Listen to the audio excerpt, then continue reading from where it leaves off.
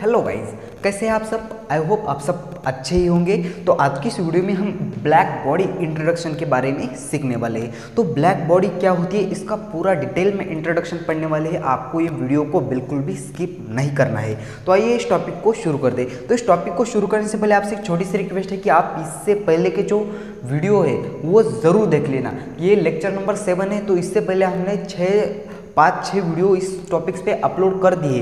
वो अगर आपने नहीं देखे तो मैं डिस्क्रिप्शन में लिंक दे दूंगा, वो आप इस वीडियो के बाद ज़रूर देख लेना। तो आइए इस टॉपिक को शुरू करते हैं। तो ब्लैक बॉडी इंट्रोडक्शन है, ये kinetic theory of gas and radiation का एक टॉपिक्स है और उसमें बेसिकली हम रेडिएशन के बारे में पढ़ रहे हैं। तो ब्लैक बॉडी क्या होती है, देखो ज़रा। उसकी सबसे पहले हमारे पास जो डेफिनेशन है वो डेफिनेशन ये बोलती है। तो ब्लैक बॉडी की डेफिनेशन लिखो, ब्लैक बॉडी। तो ब्लैक बॉडी की डेफिनेशन बोलती है विच एब्जॉर्ब्स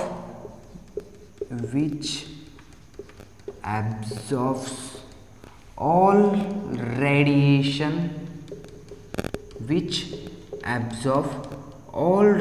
मैंने पहले बोल दिया कि ये रेडिएशन की कंसेप्ट है। Which absorb all radiation falling on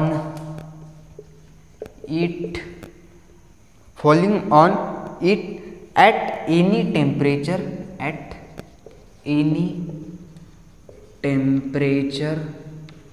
समझ में आ गया। On it at any temperature at any incident, समझा दूंगा, इसका मतलब समझा दूंगा, चिंता करने। एट एनी इंसिडेंट एंगल, क्या बोल रही है डेफिनेशन। सबसे पहली डेफिनेशन है हमारे पास, which absorb all radiation falling on it at any temperature at any incident angle. सब समझाता हूँ। ये एक ऐसी ब्लैक बॉडी है जो कि उस पर पड़ने वाले रेडिएशन को अपने अंदर पूरी तरह से एब्जॉर्ब कर लेती है। उस बॉडी को हम ब्लैक बॉडी बोलते हैं। तो पहले इसकी डेफिनेशन लिखो, मैं समझाता हूँ, सब कुछ धीरे धीरे समझा देता हूँ। ठीक है, कर लिए डेफिनेशन नोट्स। अब उसको थोड़ा मैं और डिटेल में समझा देता हूँ। मान लो कि तुम्हारे पास ये जो एब्जॉर्ब्स है, ये एब्जॉर्प्शन क्या होता है, इमिशन क्या होता है, ये मैंने इसके पहले के वीडियो में डिटेल में बता दिया है। मान लो कि तुम्हारे पास कोई एक ब्लैक बॉडी है, सपोज दैट ये ऐसे एक ब्लैक बॉडी है और इस पर पड़ने वाले रेडिएशन है, सपोज दैट ये रेडिएशन, ये जो जितने मान लो कि 100 रेडिएशन इसके ऊपर पड़ गए, तो ये जो 100 के 100 रेडिएशन ये बॉडी अपने अंदर एब्जॉर्ब कर लेगी। उसी बॉडी को बोलते हैं ब्लैक बॉडी। कंसेप्ट क्लियर है? और डिटेल में समझा दूंगा इसको। पहले डेफिनेशन नोट कर लो आप। डेफिनेशन के बाद आपको बात धीरे धीरे क्लियर हो जाएगी।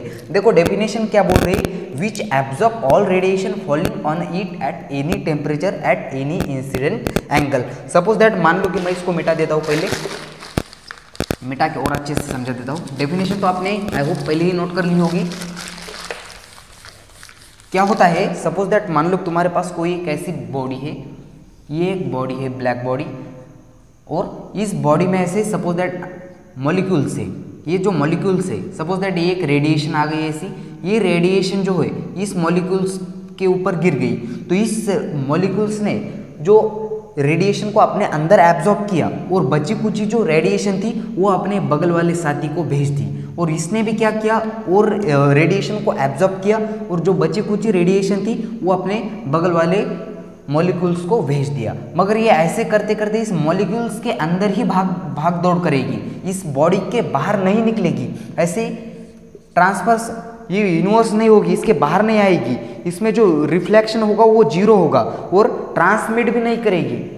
यानी कि इसका जो रिफ्लेक्शन है और इंटरप्रिटेशन है वो क्या होगा, 0 होगा। 0 रिफ्लेक्शन और 0 इंटरप्रिटेशन, 0 रिफ्लेक्शन, ये पास नहीं होगी, रिफ्लेक्शन नहीं होगी, और 0 इंटरप्रिटेशन।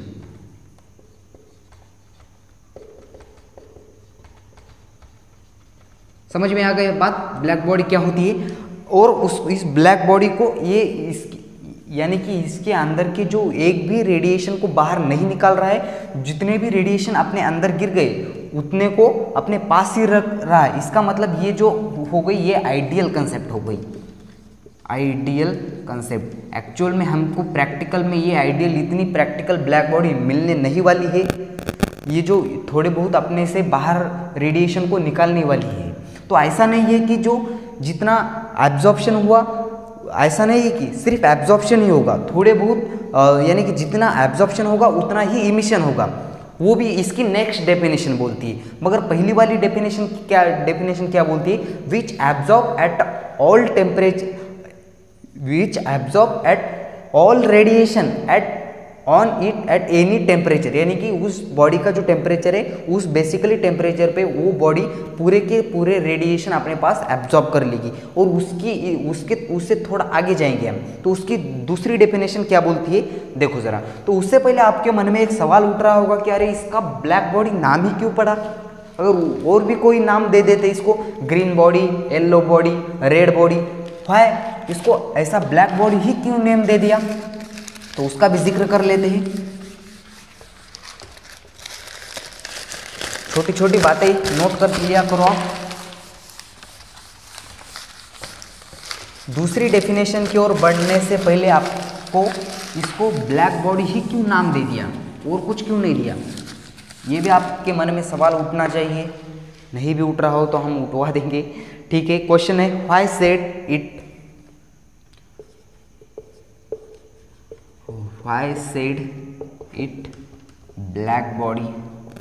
इसको ऐसे क्या नौबत आ गई भी कि इसको ब्लैक बॉडी ही कहना पड़े? उसका नेम क्यों ब्लैक बॉडी पड़ गया? उसका नेम व्हाई?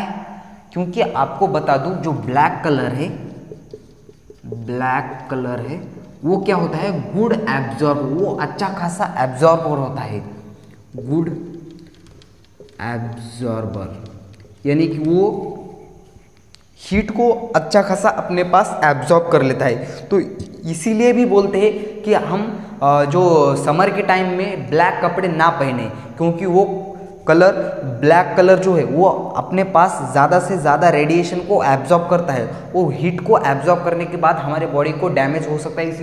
इसीलिए बोलते हैं कि समर के टाइम में, यानी कि जब धूप होती है अच्छी खासी, तब ब्लैक कपड़े ना पहने, वाइट कपड़े पहने, क्योंकि वाइट जो कलर है वो जो गुड इमिटर है, यानी कि वो रेडिएशन को अपने पास से इमिट्स कर लेता है।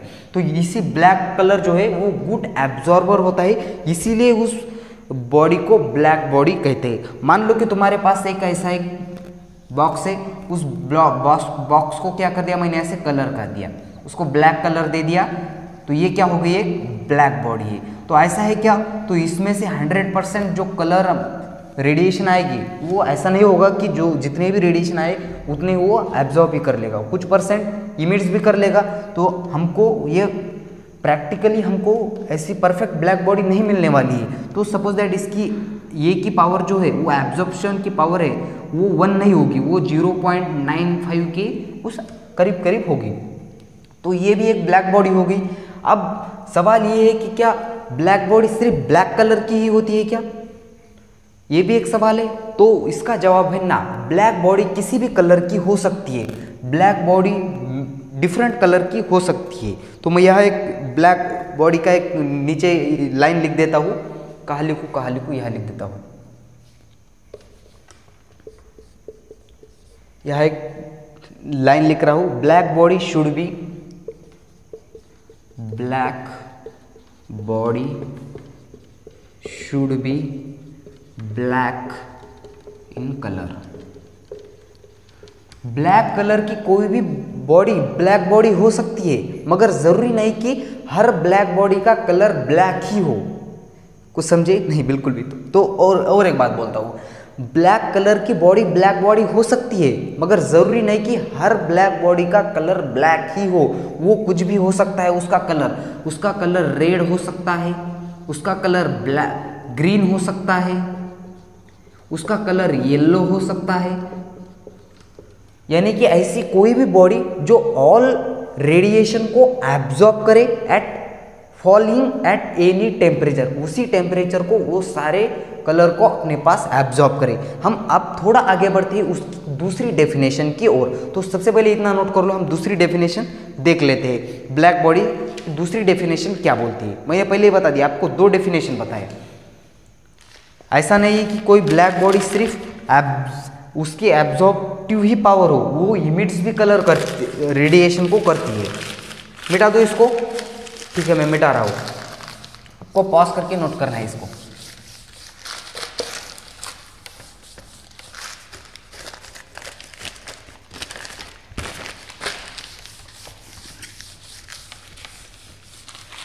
ठीक है, दूसरी डेफिनेशन देखो जरा क्या बोलती है, विच इमिट्स मैक्सिमम रेडिएशन। दूसरी डेफिनेशन है which emits maximum radiation, which emits maximum radiation at a given temperature, at given temperature, at given temperature as compared to other body, as compared to other body। अब ये line क्या बोल रही है भाई, समझा देंगे, चिंता करने की कोई जरूरत नहीं। यानी कि जो रेडिएशन, जो दो ब्लैक बॉडी है और दूसरी है कोई एनी बॉडी है, दो बॉडी है, हमने सपोज दैट एक हमारे पास मान लो कि एक कमरा है, इस कमरे का टेम्परेचर है मान लो T, और इसमें दो बॉडी रखी है हमने, एक जो है नॉर्मल बॉडी है, इसको जो हमने पॉलिश कर दिया है, और दूसरी जो है हमारे पास बीबी का मतलब ब्लैक बॉडी होता है, और कुछ मत समझना, हमारी बीबी तुम्हारी बीबी। तो इस ये है black body, pure black body. अब क्या होगा, इसका टेम्परेचर जो है ये दोनों के साथ भी क्या होगा, ये रूम का टेम्परेचर, सपोज दैट मान लो कि इसका टेम्परेचर कम है और रूम का टेम्परेचर ज़्यादा है, तो रूम के टेम्परेचर से ये हीट एब्जॉर्ब करेंगे, और एब्जॉर्ब करने के बाद दोनों बॉडी अपने अंदर से रेडिएशन को इमिट्स करेंगे, यानी कि which emits maximum radiation at given temperature. इस गिवन टेम्परेचर पे ये जो ब्लैक बॉडी है वो ज़्यादा रेडिएशन इमिट्स करेगी एज कंपेयर टू इस बॉडी से। सपोज दैट मान लो कि ये जो है 100 एब्जॉर्ब किया इसने, एब्जॉर्प्शन मोर होगा, एब्जॉर्प्शन मोर रेडिएशन, और एब्जॉर्प्शन कर रहा है ज्यादा रेडिएशन को। इसका मतलब क्या हो गया, ये जो इमिट कर रहा है वो इमिशन भी इसका ज्यादा है। तो यहां मैं लिख देता हूं इमिशन मोर रेडिएशन।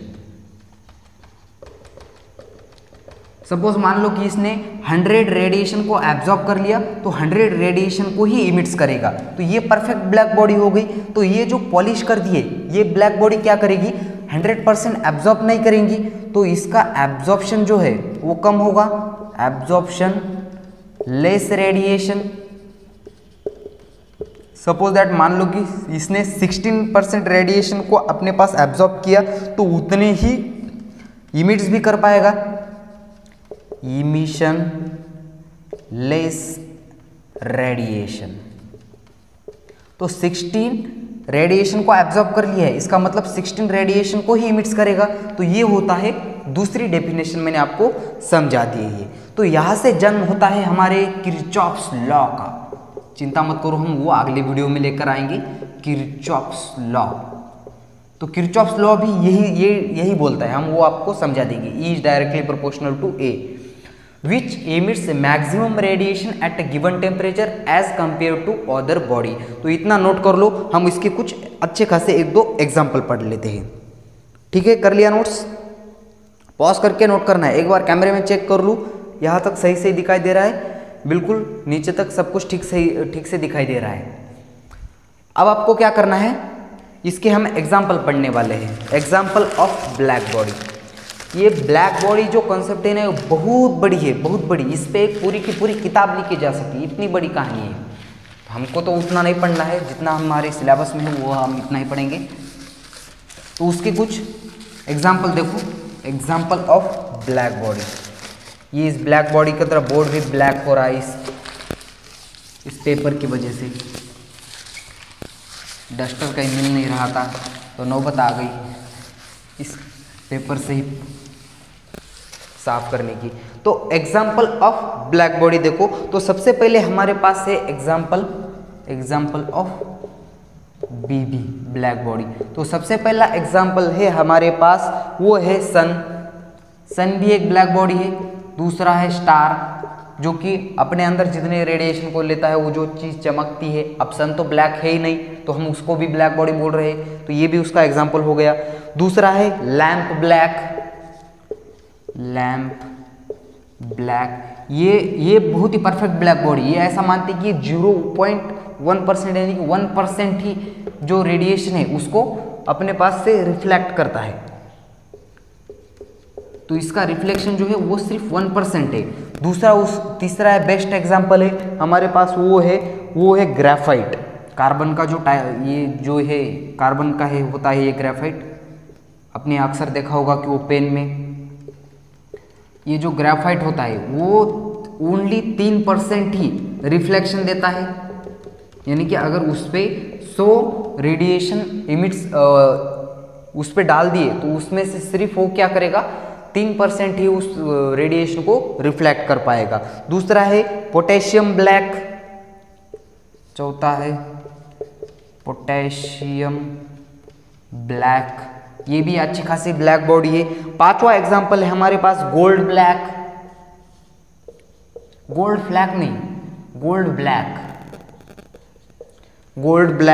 तीसरा है एन आइसोथर्मल। अब मैं आपको एक ब्लैक बॉडी अच्छी खासी बना के दिखाता हूँ। तो सपोज दैट मान लो कि हमारे पास हमने ऐसे ब्लैक बॉडी बना दी, एक गोल है और यहाँ से रेडिएशन अंदर जाने के लिए थोड़ा रास्ता रख दिया। तो यहाँ से ऐसे ठीक तरह से ये है, और सपोज दैट हमने अंदर से ऐसे इसको पॉलिश कर दिया, कलर कर दिया, इसको पॉलिश कर दिया। ऐसा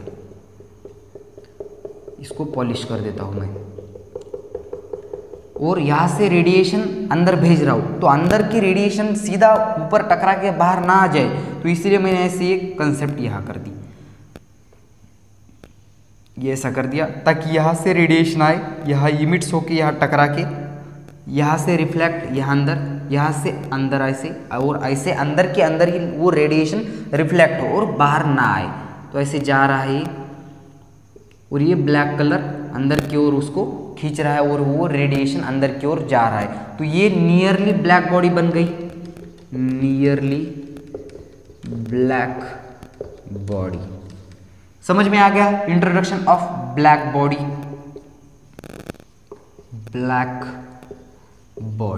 तो जो आगे का वीडियो है ये किरचॉफ्स लॉ इसी के बेस पे है, वो हम उसी पे भी जल्द ही छोटा सा वीडियो लेकर आ जाएंगे। आई होप ये सारी इन्फॉर्मेशन आपको समझ में आई होगी। अगर ये वीडियो आपको समझ में आया हो तो इस वीडियो को लाइक कर देना। अगर आप इस चैनल पे नए हो तो चैनल को सब्सक्राइब कर देना, ताकि फिजिक्स और केमिस्ट्री के ऐसे इंटरेस्टिंग वीडियो हम इस चैनल पर अपलोड करते रहते। तो आज की इस वीडियो को यहाँ देते हैं फुल स्टॉप। तब तक के लिए पढ़ाई करते रहे, और बोर्ड अगर आप कोई कंपटीशन की तैयारी कर रहे हैं या कंपटीशन को कोई एग्ज़ाम देने वाले हैं तो उसके लिए बेस्ट ऑफ लक और वेरी ऑल द बेस्ट।